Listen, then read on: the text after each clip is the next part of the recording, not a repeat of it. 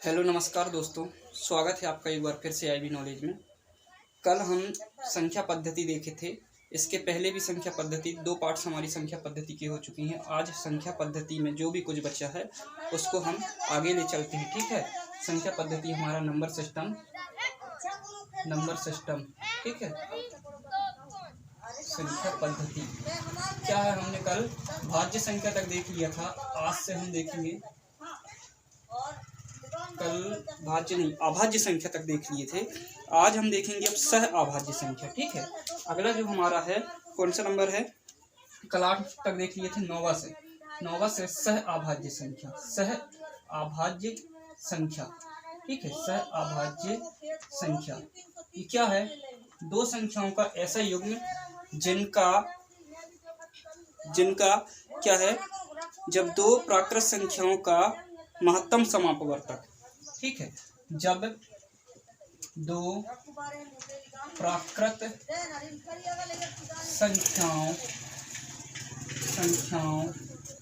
का महत्तम समापवर्तक, मतलब कि HCF हाईएस्ट कॉमन फैक्टर।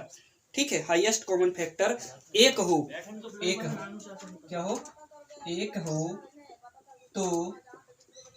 हो तो दोनों संख्या सह अभाज्य कहलाती है। ठीक है, दोनों संख्या सह अभाज्य कहलाती। ठीक है, कहलाती है। इसको एक तरीके से और समझ सकते हैं, जब ऐसी दो संख्याओं का युग्म जिनका क्या है, भाग केवल एक से जाए और अन्य किसी से न जाए, एक या खुद से जाए, जस्ट अभाज्य संख्या की तरह है। ठीक है, अभाज्य संख्या की तरह है, जिनका भाग केवल एक या खुद से जाए, ऐसी दो संख्याओं का युग्म, तो वो हमेशा क्या है, एक दूसरे की क्या होती है, वो दोनों संख्याएं सह अभाज्य संख्या कहलाती हैं। उदाहरण से समझ सकते हैं, जैसे हमारा 3 और 5।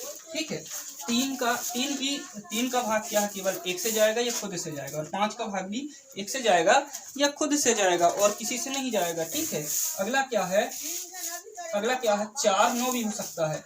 देखो, अब 4 और 9 अलग अलग अगर HCF निकालते हैं तो अलग अलग निकालते हैं, LCM एक साथ निकालते हैं। अगर नहीं बनता तो आगे चलते हम LCM HCF पढ़ेंगे, उसकी चिंता न करना। ठीक है, तो 4 जैसे यहाँ 2 से गया, 2 एकम 2 दूनी 4 और 2 एकम 2 और 1 एकम 1। ऐसे ही 9 का 3 तरका 9, 3 एकम 1 और 3 1 एकम 1।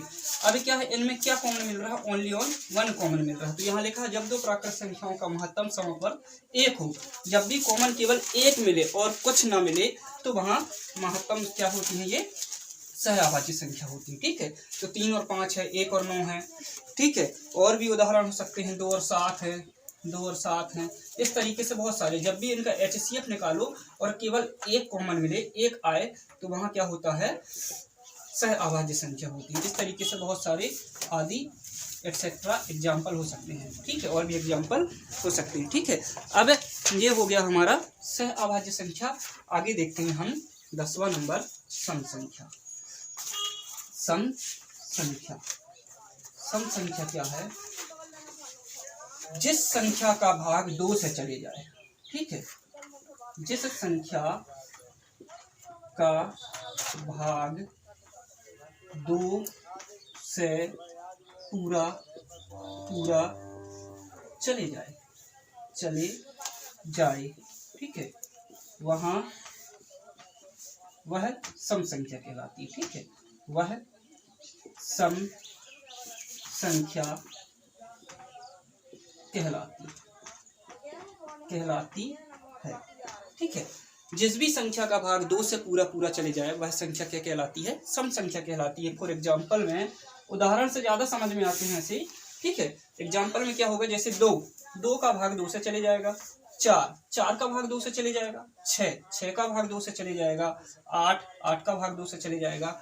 इस तरह एक संख्या का गैप करके हम निकाल लेते हैं सम संख्या, क्योंकि ये सारी 2 की टेबल वाली संख्या है, 2 की टेबल में आने वाली है, 2 से भाग जाने वाली संख्या सम संख्या कहलाती हैं। 10, 12, 14, 16 जहाँ तक हो। ठीक है, 18, 20, 22, 24, 26 इस तरीके से आगे तक रहती हैं। ठीक है, ठीक, ये सब क्या कहलाती हैं, हमारी सम संख्या कहलाती है। अब इतना हो गया, आगे चलते हैं हम अगली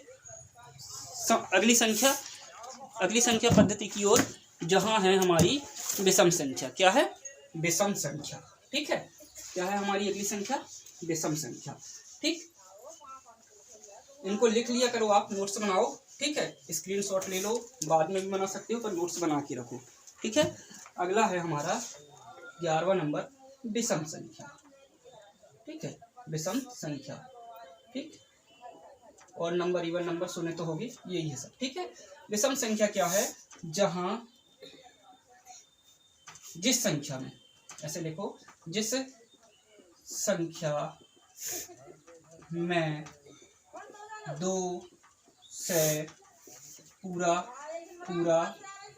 भाग ना जाए, 2 से पूरा भाग ना जाए, वह विषम संख्या होती है। ठीक है, विषम संख्या होती है।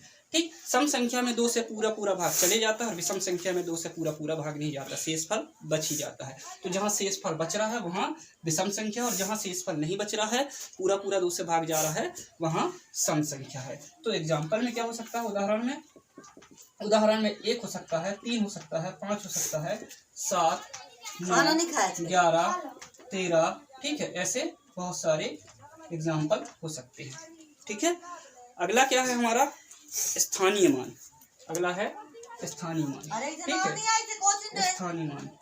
ठीक है, स्थानीय मान क्या है? अब स्थानीय मान वह संख्या है। स्थानीय मान क्या है? स्थानीय मान जब किसी संख्या या नंबर से कोई अंक का स्थानीय मान पूछा जाए, जब भी किसी संख्या का स्थानीय मान पूछा जाए। ठीक है, जब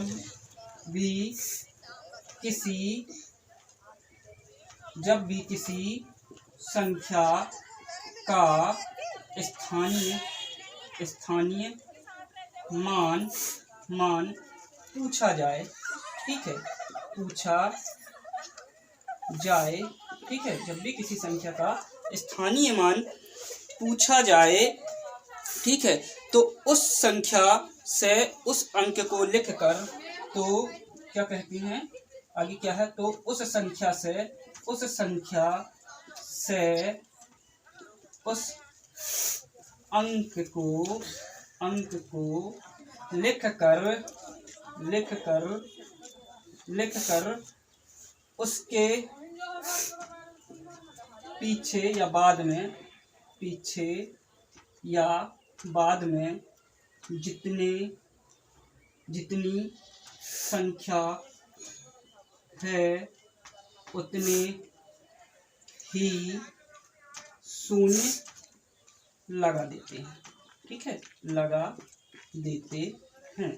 क्या है? जब भी किसी संख्या का स्थानीय मान पूछा जाए, तो उस संख्या से उस अंक को लिखकर, ठीक है, जब भी बहुत बड़ी संख्या रहती है, इसमें से बोलते हैं कि इसका स्थानीय मान बताइए, तो उस अंक को हम निकाल लेते हैं, लिख लेते हैं, और उसके बाद जितने भी अंक हैं, क्या करते हैं, उतने ही हम अंक को गिनकर उतने ही उस संख्या के पीछे शून्य लगा देते हैं। उदाहरण से समझो, उदाहरण से जैसे 785।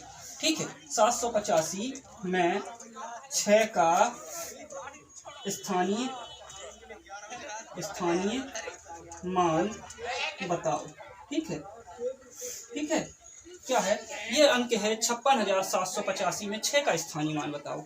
तो क्या करेंगे हम? 6 का पूछा है तो हम 6 लिखेंगे, उसके बाद कितने अंक है? 1, 2, 3 अंक है, तो हम क्या करेंगे? 3 0 लगा देंगे, और जो हमारा आंसर है 6000 आ जाएगा।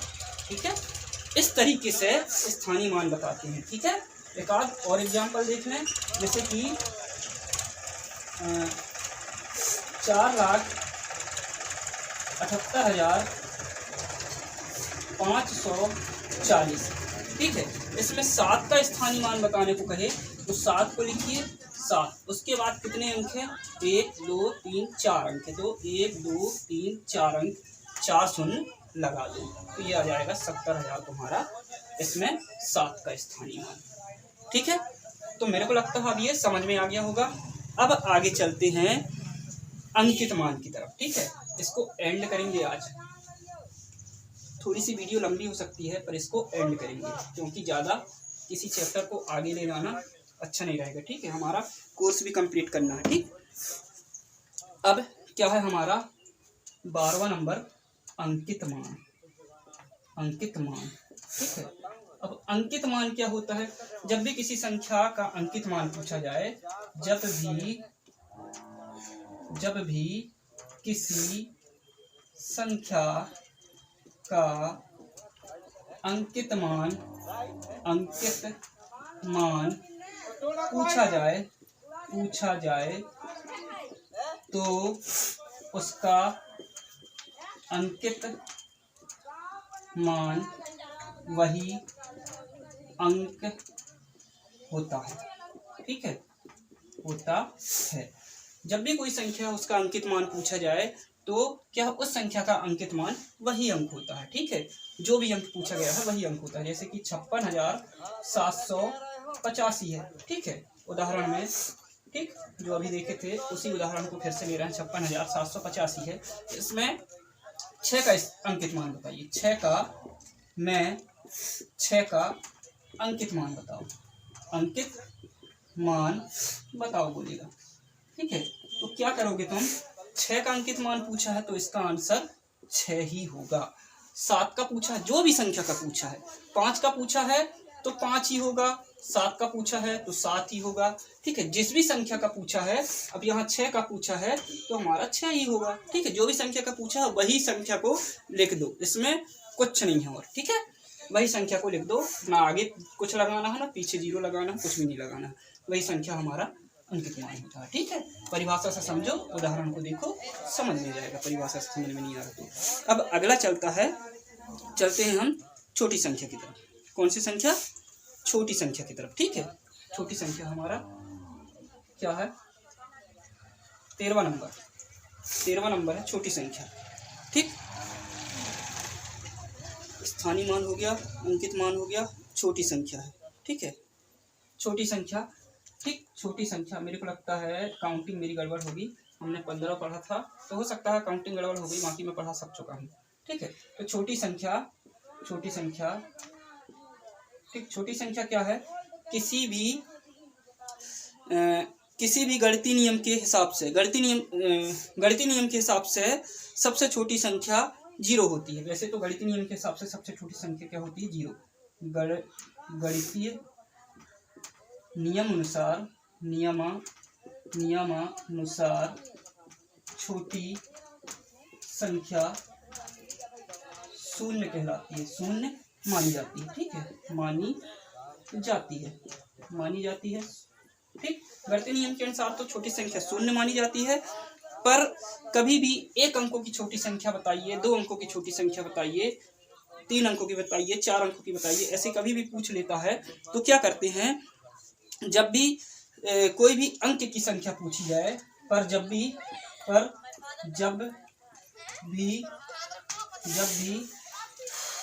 1, 2, 3 या 3, 4 ऐसे इस तरीके से अंकों की 1, 2, 3, 4 अंकों की संख्या पूछी जाए तो क्या करते हैं हम? सबसे पहले क्या करते हैं? सबसे आगे 1 लगाते हैं। सबसे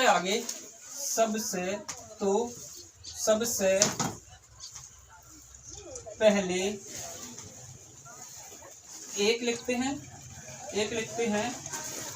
उसके बाद 0 लगा देते हैं। उसके बाद जितने अंकों की पूछा है उससे 1 कम 0 लगा देते हैं। ठीक है, लगा देते हैं। ठीक है। गणितीय नियम के अनुसार तो सबसे छोटी संख्या शून्य है, पर जब भी 1 2 3 या जितने भी अंकों की संख्या पूछी जाए तो सबसे पहले हम 1 लिखते हैं और उसके बाद उनके पीछे उतने से एक कम शून्य लगा देते हैं, ठीक है। तो इसको उदाहरण से समझते हैं, जैसे कि 3 अंकों की छोटी छोटी संख्या बताइए। 3 अंकों की छोटी से छोटी संख्या बताओ, ठीक है। ऐसे पूछ ले तो क्या करेंगे, सबसे पहले तो 1 लिखो और 3 अंक की पूछा है तो 1 कम करके 2 शून्य लगा दो, ठीक है। 3 अंक की पूछा है तो 1 कम करके 2 शून्य लगा दो। अगर 4 अंकों की छोटी छोटी संख्या पूछा, 4 अंकों की छोटी से छोटी संख्या बताओ, तो क्या करोगे, 1 लिखोगे, उसके बाद क्या करोगे, 1 2 3 शून्य, 1 अंक कम करके 3 बार शून्य लगा दोगे, ठीक है। 1 अंक कम करके 3 बार शून्य लगा दोगे, ठीक। तो ये हो गई 4 अंकों की छोटी छोटी संख्या, ये हो गई 3 अंकों की। 7 अंकों की छोटी छोटी संख्या पूछे, क्या है, ये 3 अंकों की पूछा है, ये 4 अंकों की पूछा है। अगर 7 अंकों की छोटी छोटी संख्या, 7 अंकों की छोटी छोटी संख्या बताओ बोलेगा, 7 अंकों की छोटी से छोटी संख्या बताओ, ठीक है। 7 अंकों की छोटी से छोटी संख्या बताओ, तो क्या करेंगे हम, पहले तो 1 लिखेंगे, 1 हर जगह लगाना है और 7 बोला है तो 1 कम कर दो और 6 बार शून्य लगा दो, 1 2 3 4 5 6, ठीक है। ये 7 अंकों की छोटी से छोटी संख्या हो गई, ठीक है। तो ये हो गया छोटी से छोटी संख्या। अब लास्ट देखते हैं हम, हमारा जो बच्चा है बड़ी से बड़ी संख्या, ठीक है। लास्ट क्या बचा हमारा, बड़ी से बड़ी संख्या, ठीक। बड़ी से बड़ी संख्या या बड़ी संख्या, ठीक है। बड़ी संख्या क्या है, अब यहाँ है गणितीय नियम अनुसार तो यहाँ भी बड़ी संख्या क्या होती है, इसमें कोई क्लियर नहीं है कि बड़ी संख्या क्या हो सकती है। इसमें जब भी कितने भी अंकों की बड़ी से बड़ी संख्या पूछी जाए, जब भी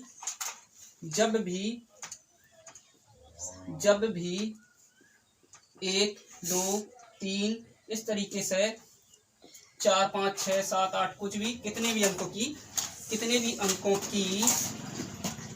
बड़ी से बड़ी संख्या पूछा जाए तो हम उतने ही बार 9 लिख देते हैं, ठीक है। अब ये कैसा होगा, जब भी 1 अंक की, 2 अंक की, 3 अंक की, 4 अंक की, जितने भी अंक की ऐसी बड़ी से बड़ी संख्या बताओ पूछा जाए तो हम उतने ही बार 9 लिख देते हैं। इसमें सीधा साधा ये फंडा, ठीक है। उदाहरण से समझते हैं कि 5 अंकों की बड़ी से बड़ी संख्या बताओ, ठीक है। 5 अंकों की बड़ी से बड़ी संख्या बताओ, तो क्या करेंगे हम, ये पूछ लिया अगर 5 अंकों की बड़ी से बड़ी संख्या बताओ तो क्या करेंगे, 5 बार 9 लिख देंगे, 9 9 9 9 9 1 2 3 4 5, ठीक है। ये हो गया हमारा आंसर 99,999। 7 अंकों की बड़ी से बड़ी संख्या पूछा जाए, कितने भी अंकों की है, ठीक है, कितने भी अंकों की पूछा है उतने बार 9 लगा दो, ठीक है। 7 अंकों की बड़ी से बड़ी संख्या बताओ पूछ ले तो क्या होगा, उतने ही बार 9 लगा दो। 7 बोला है तो 7 बार, 1 2 3 4 5 6 7 हो गया। इकाई, दहाई, सैकड़ा, हजार, 10,000, लाख, 10 लाख, 99,999,999 इसका आंसर हो गया, ठीक है। इस तरीके से रहता है बड़ी से बड़ी संख्या। तो अब ये हो गई हमारी संख्या पद्धति आज कंप्लीट, ठीक है। बाकी अगर समझ में नहीं आया हो तो एक बार फिर से पूरी वीडियो देखें चैप्टर 1 से, ठीक है। इसकी 3 वीडियो बनी है, ठीक। बाकी और कोई दिक्कत नहीं होनी चाहिए, मुझे ऐसा लगता है, ठीक। सेशन अच्छा लगा हो तो शेयर करें। धन्यवाद।